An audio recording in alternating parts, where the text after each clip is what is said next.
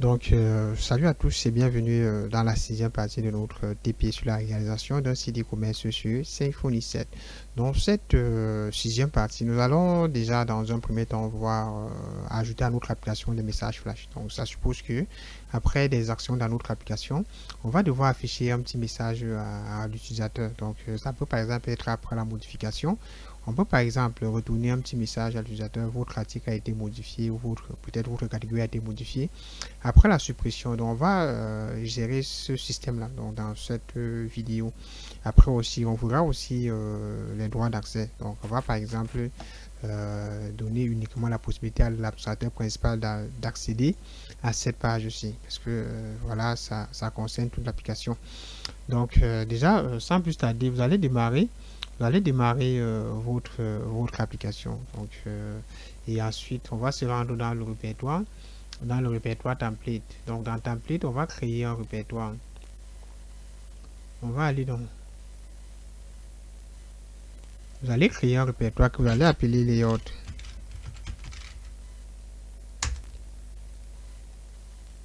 Dans ce répertoire layout, on va créer un fichier qu'on va appeler flash message. Donc, et ce fichier, ça correspond à la partie qui va afficher les messages flash au niveau de notre application. On va par exemple appeler cela underscore flash underscore message .html .tweak. Donc, on va par exemple faire ceci. Ensuite, on va enregistrer. Dans ce fichier de message, donc dans ce fichier, vous allez ouvrir. Ensuite, le mieux sera de faire un for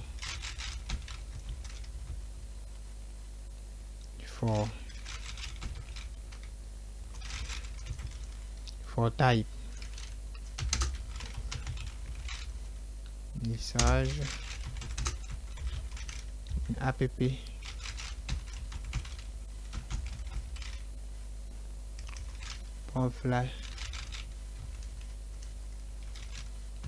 flashes à l'intérieur. On va passer les valeurs qu'on va pouvoir envoyer.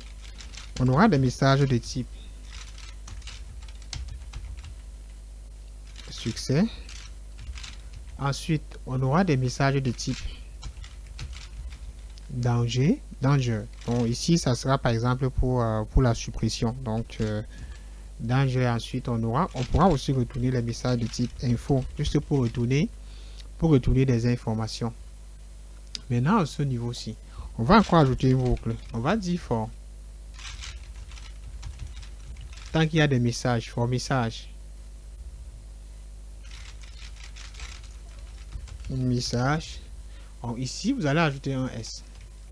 Donc, for message, message. Qu'est-ce qu'on va faire?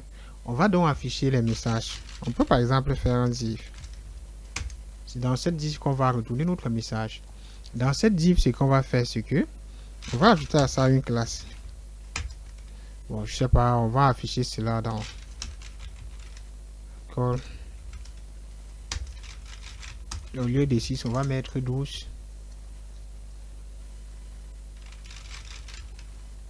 Il dit un margin en X auto et un margin top de 2. Donc je rappelle que ceci ça correspond aux classes Bootstrap. Maintenant ici à ce niveau on va créer une div de classe alert. Dans cette div de classe alert, on va alerter le type. Donc le type de notre message.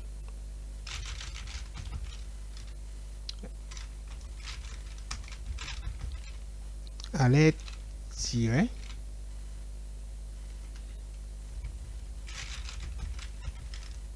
on va retourner le type.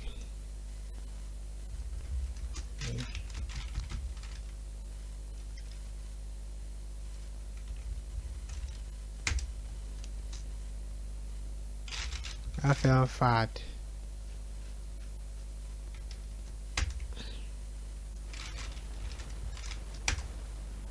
On va rester comme ceci. Maintenant, à l'intérieur, ce qu'on va donc faire, c'est que on va tout simplement afficher le message. Donc, dans cette div, on va par exemple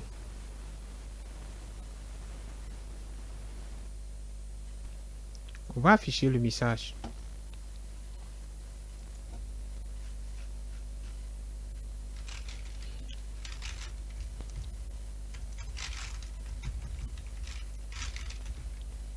Donc, on va afficher notre message.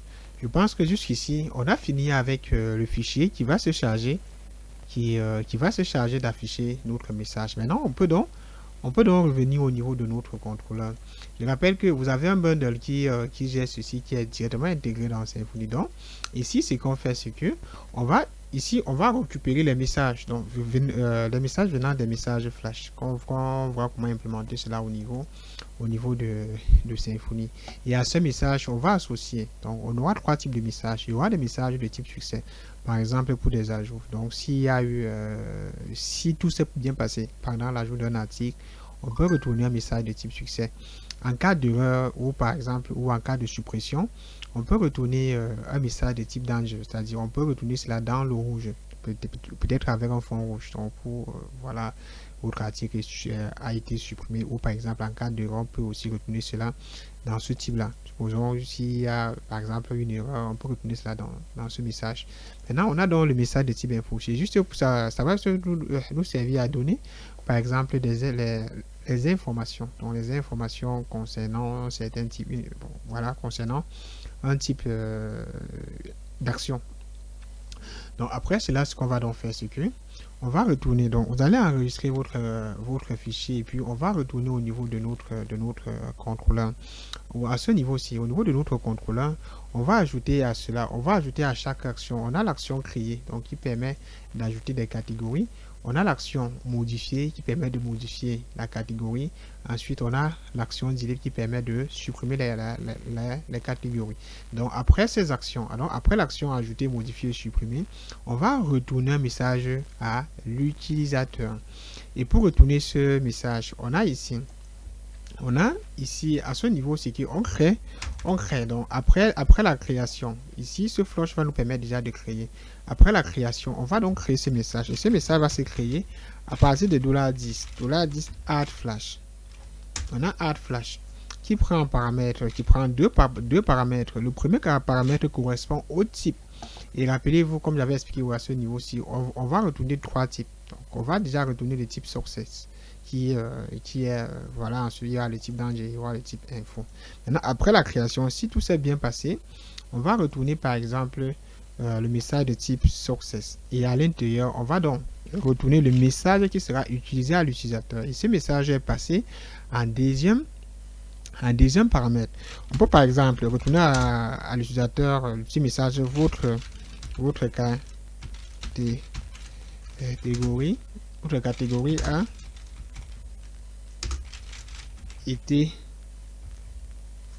a été créé. Donc on peut rester comme ceci, ou a été créé ou a été ajouté. Et jusqu'ici c'est bon. On peut donc revenir ici après la modification. Donc on modifie ici, on modifie à ce niveau-ci. On va retourner aussi un petit message à l'utilisateur en disant votre catégorie a été modifié. Et puis ici, ça sera aussi un message de type succès. Parce que bon, là, ici, ça a été mis à jour. Et ensuite, ici, après la suppression, par exemple, on peut par exemple retourner à l'utilisateur. On peut retourner par exemple un message de type danger. Donc, on va retourner cela dans le rouge. Et puis, on va venir là. On va ajouter ceci. On peut dire votre message a été supprimé. Donc jusqu'ici, votre catégorie a été supprimée. Donc jusqu'ici, tout est parfait. Donc on a fait des mises à jour, on a ajouté des petits messages au niveau du contrôleur. Donc vous allez ajouter des messages à ce niveau, au niveau du contrôleur et au niveau de la vue. Et ce fichier-ci va se charger de récupérer ces messages-là. Maintenant, comment donc faire pour ajouter au niveau de notre application? Donc, on va ajouter cette section et au niveau où on souhaite et que le message s'affiche. Par exemple, au niveau de la page, supposons, après la modification, ici, après la modification, par exemple, on est redirigé. On est redirigé au niveau de la page index, au niveau de la page qui affiche la catégorie. Donc, à ce niveau-ci, c'est à ce niveau qu'on va afficher ce message-là. On peut donc revenir au niveau de notre page index et on récupère donc ces messages-là parce que après l'ajout, la modification et la suppression, on est redirigé vers cette page-là. On va donc revenir au niveau de catégorie, template de catégorie.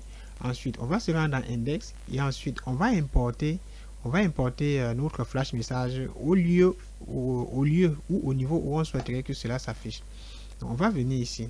On peut soit juger, afficher cela après la catégorie ou juste avant la catégorie. Mais moi, dans mon cas, je veux afficher cela à ce niveau-ci.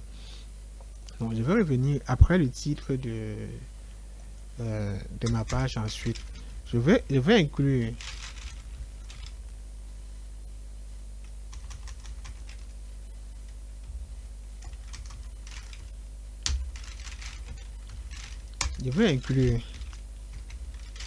partie de layout. De layout vu qu'on avait créé dans layout. Ensuite, on a underscore flash underscore message.html tweak. Donc jusqu'ici tout est parfait. Donc je venais de l'ajouter là à ce niveau-ci. Ensuite je vais donc enregistrer mon tweak et puis je reviens là de nouveau. Si j'actualise, ici on a une erreur. Donc on a une erreur au niveau de voilà la première ligne.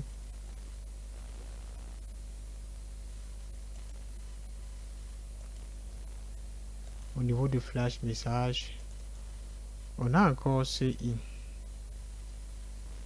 Et c'est ceci qui fait erreur. Je vais retirer ceci. Ensuite, je reviens dans mon application.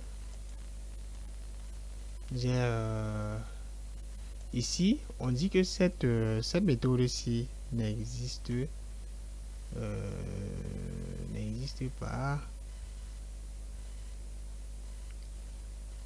Ici, j'ai fait une erreur.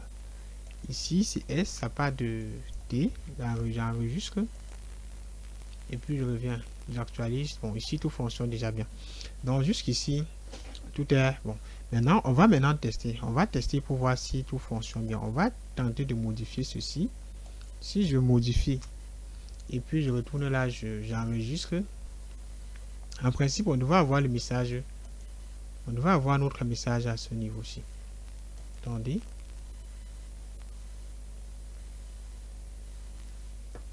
Après la modification, je vais revenir de nouveau. Je vais essayer de contrôler.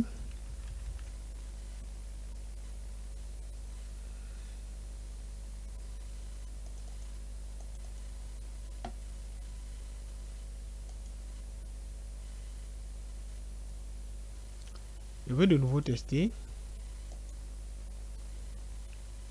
Je vais revenir dans mon contrôleur. Ensuite, je vérifie si j'ai bien enregistré. Je l'enregistre. Et ensuite, je reviens. J'actualise de nouveau. Je vais aller dans modifier. Et puis, je fais une modification. Ensuite, j'ajoute. Voilà, on a presque rien. Je vais inspecter mon code pour voir si, voilà.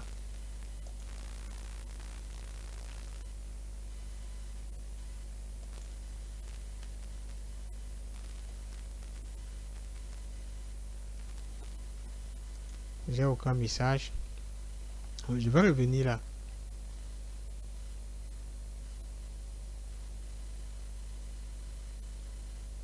À ce niveau.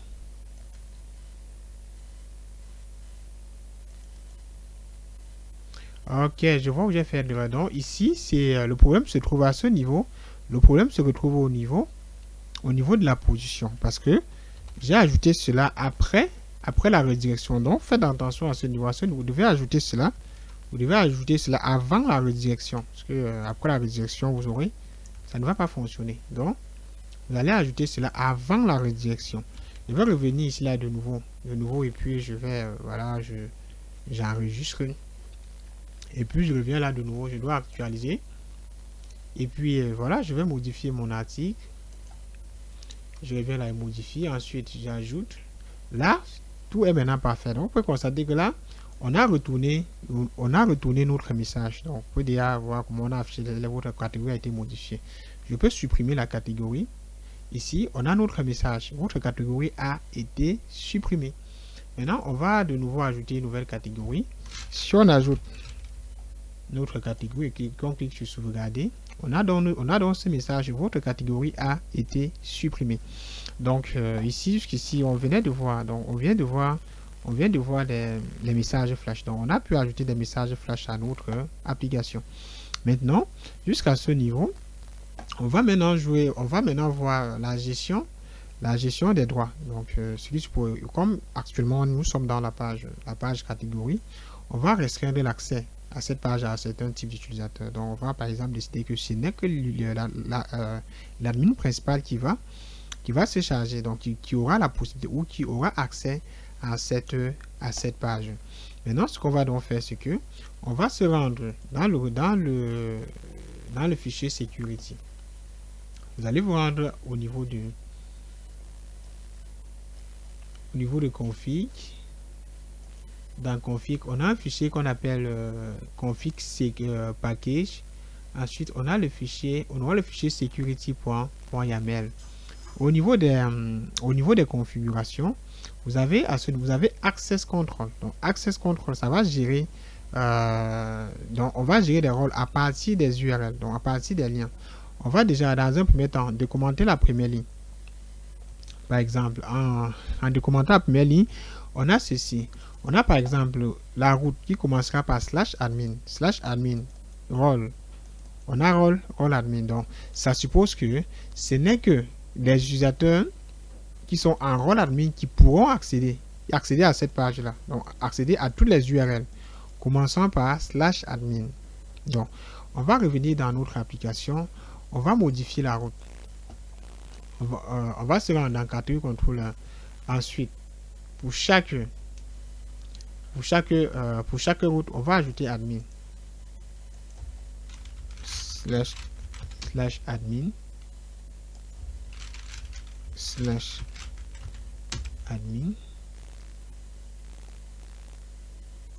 ensuite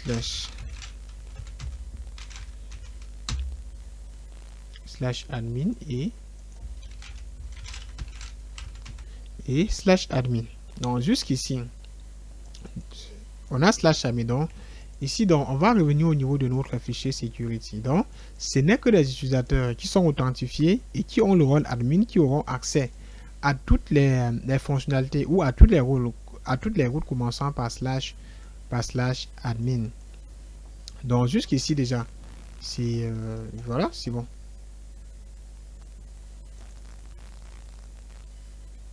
Maintenant, ce que l'on peut donc faire, si on revient maintenant au niveau de notre application, si j'essaie d'actualiser la page, on aura une erreur. Donc, on aura une erreur du genre, cette route n'existe pas. Et comme on a modifié les routes, la route commençait maintenant par /admin /catégorie. /admin /catégorie. Si je vais là que j'actualise de nouveau, on dit access denied. Donc, c'est-à-dire accès non autorisé parce que l'utilisateur qui est connecté actuellement n'est pas connecté en tant qu'administrateur. Donc, il est connecté en tant qu'utilisateur simple. Donc, jusqu'ici, il ne peut pas avoir accès à cette page-ci parce que on venait de configurer. On venait de faire en sorte que ce n'est que des utilisateurs qui ont pour rôle admin qui auront accès à cette page-ci. Pour notre application, on peut aussi activer un deuxième rôle. Pour notre application, on aura le rôle admin. Ensuite, on peut aussi, par exemple, créer le rôle éditeur. Le rôle éditeur. Et l'éditeur, c'est celui qui aura la possibilité, par exemple, d'entrer des produits dans notre outil. Ici, dans un rôle, on peut aussi appeler cela rôle éditeur. Donc, ça suppose que, dans un premier temps, ce qui suppose que d'autres applications sont constituées de trois rôles. On a le rôle utilisateur, c'est-à-dire ce sont des utilisateurs simples où ils n'ont pas besoin de rôle. Parce que quand tu crées un rôle, quand tu crées un compte automatiquement, vous avez le rôle user. Ensuite, on aura le rôle éditeur qui va en fait, qui correspond aux utilisateurs qui vont devoir entrer du contenu dans notre application. Ensuite, on a le rôle administrateur et l'administrateur principal est le propriétaire de l'application. Donc, qui va se charger par exemple, qui aura tous les droits dans l'utilisateur. Et ce qu'on fera, ça sera que l'admin peut ajouter, modifier et supprimer tous les produits. L'éditeur, quant à lui, l'admin déjà, la différence entre ces différents rôles, c'est qu'on va mettre en place dans lesquels le rôle admin, c'est-à-dire l'administrateur principal pourra ajouter, modifier, supprimer des produits, bref, il aura accès à toutes les fonctionnalités de l'application, y compris l'ajout des éditeurs. Et c'est lui qui va se charger d'ajouter les éditeurs à la boutique. Et l'éditeur sera celui qui va, par exemple, ajouter des produits dans l'application et faire un certain type de modification. L'éditeur aura accès uniquement à la fonctionnalité ajout modification de produits. Et voilà, il pourra modifier, ajouter les produits et ne pourra modifier les produits que lui-même il a créés. Ça suppose que si dans l'application, si vous avez par exemple 10 produits et voilà, les 10 produits ont été créés par 10 éditeurs, chaque éditeur ne pourra modifier ou supprimer les produits qu'il a lui-même créés. Donc c'est ce système qu'on va mettre en place. Donc après avoir enregistré, si on revient là, comme il est fait, comme l'utilisateur qui est connecté actuellement n'a pas de rôle administrateur, il n'aura donc pas accès à cette page-là. Pour lui affecter le rôle administrateur pour l'utilisateur qui est connecté, on peut par exemple lui affecter un rôle à partir directement de notre base de données. On va se rendre dans localhost/phpMyAdmin pour ouvrir notre utilisateur de base de données. Maintenant à ce niveau, si je me rends au niveau de notre table user, dans la table user, on a un champ rôle qui stocke tous les rôles des utilisateurs. Donc cet utilisateur actuellement c'est vide. On a un tableau qui va récupérer les rôles. Maintenant, pour notre rôle, ce qu'on va faire, c'est que pour notre rôle administrateur, vu que l'administrateur principal aura accès à toutes les fonctionnalités, ça suppose aussi il aura déjà le rôle admin. Ensuite, il va hériter du rôle éditeur et aussi du rôle user. Donc, on va revenir là. Donc, notre administrateur principal, on peut déjà ouvrir un premier tableau. Il aura le rôle underscore, par exemple, il aura déjà le rôle. Il aura le rôle admin. Ensuite, il aura aussi le rôle éditeur. Par la suite, il aura le rôle user.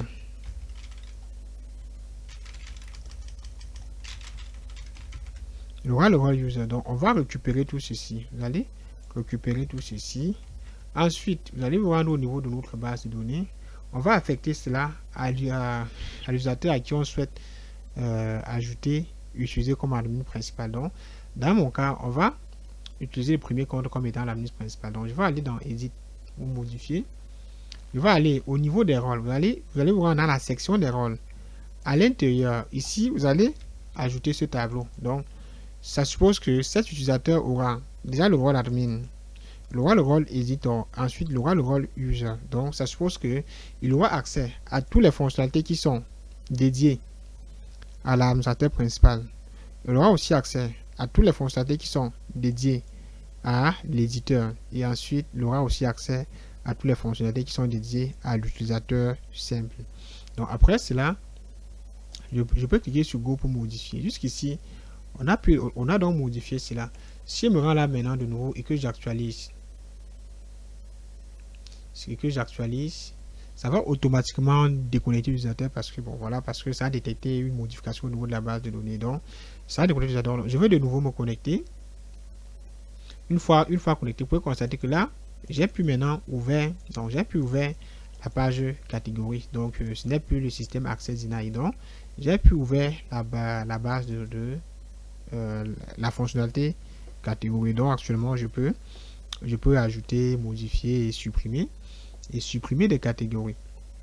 Donc, je peux de nouveau essayer. Je peux par exemple essayer voilà, d'ajouter un nouvel utilisateur. Slash juste un.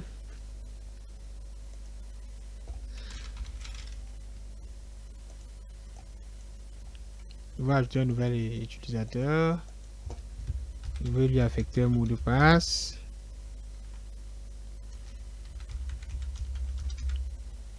Ensuite, je l'ajoute.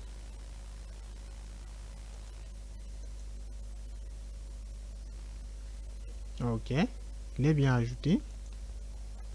Maintenant, si j'essaye de me rendre dans slash admin slash catégorie, là, il n'aura pas accès à ça parce que lui, il est utilisateur simple. Donc, il a pour rôle user.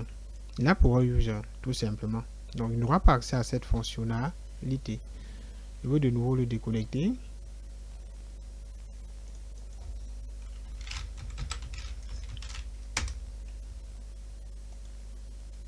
Je me connecte de nouveau.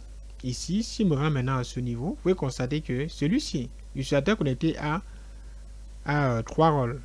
Donc, il a déjà le rôle user. Ensuite, attendez. Il a le rôle admin. Ensuite, il a le rôle éditeur et le rôle user. Donc, voilà, à ce niveau, je préfère qu'on arrête ici pour cette vidéo.